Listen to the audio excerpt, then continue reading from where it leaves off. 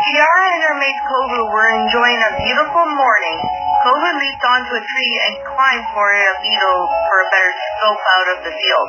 Kiara was low and hidden in the tall grass, ready to pounce on the antelope. She pounced on the antelope, but it evaded her attack and ran off as she landed on her face. Damn it, I almost had it, Kiara cussed to herself. Don't worry, Kiara. There's always next time, Kovu smiled his mate with reassurance. Meanwhile, Zazu shows up at Pride Rock with the morning news. Good morning, Simba.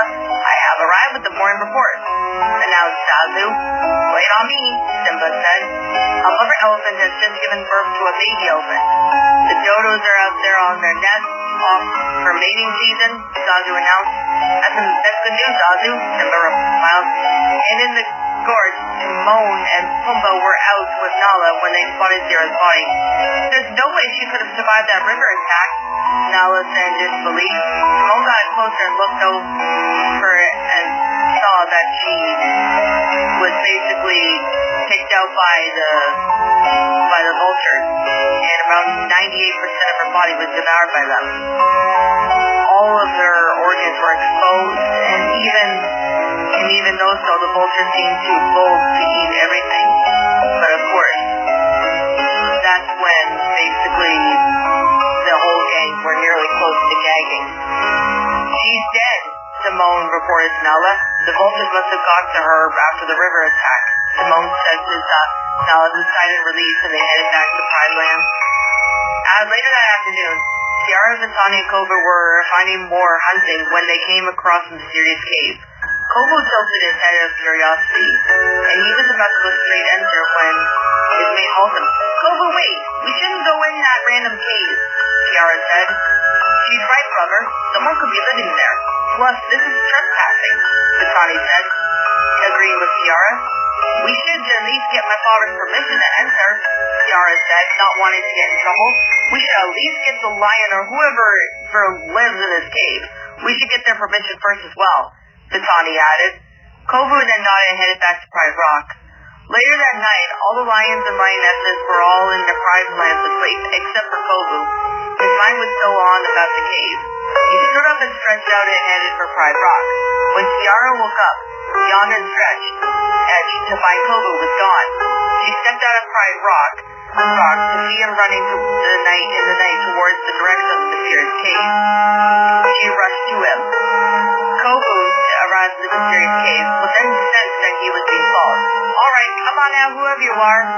Kiara popped her head from the tall grass. Kiara? Kovu said, being surprised. Kiara hushed him. What are you doing here? Kovu whispered. You didn't think I was going to let you go in that cave alone, did you? Kiara said with a wink. Kovu smiled and nuzzled her, and they proceeded to go into the mysterious cave together. After Kiara found Kovu in the mysterious cave at night, she wasn't going to let him go in without her. They entered the mysterious cave only to find a dead end and a way back home.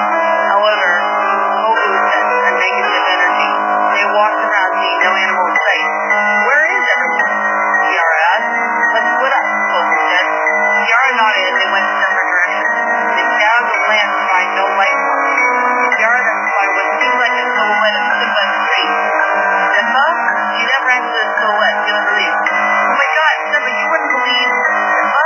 He fully inspected and found that it was Simba's body. Kiara screamed in terror of the horrifying sight and went back to Kovu. Meanwhile, Kovu was in the elephant's graveyard. They came across a meerkat skull and a warhawk skull. There were skulls of Timon and Pumbaa. What the hell? Kovu then spotted a lioness corpse that had been devoured by vultures. It was Nala. Kovu then backed up, scared and ran off. But then Kiara came across another tree. There was Vitani, Scarlet, Nuka, and Rafiki. They were like on vines, and what seems to be that their bodies were basically all done for, and their lifeless were on the ground. Kiara vomited in horror. Kovu found tombstones of what seems to be graves, and had a lion symbols on them, engraved of the lion guard. Kiara and Kovu rejoined together and scoured the rest of Pride Land. They found zebras being eaten by alligators. Nothing suspicious, alligators trying to survive.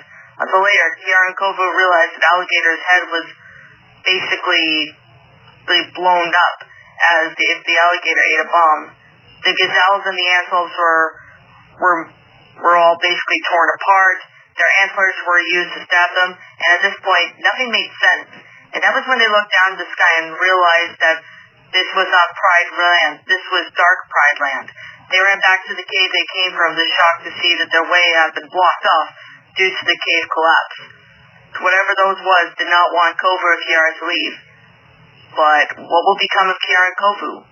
Will they be the Dark Pride Land's next victims? We're all hosts. You're American.